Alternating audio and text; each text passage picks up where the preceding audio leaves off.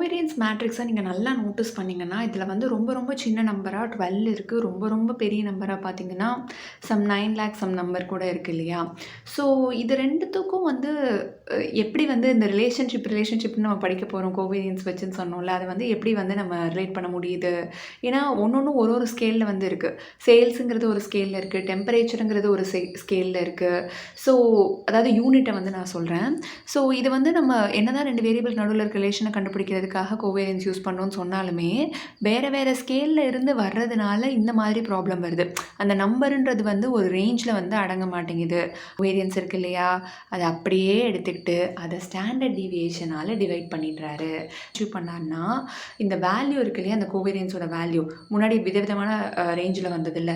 இது வந்து எப்போதுமே -1லேருந்து +1க்குள்ள மட்டும் தான் வந்து வந்தது.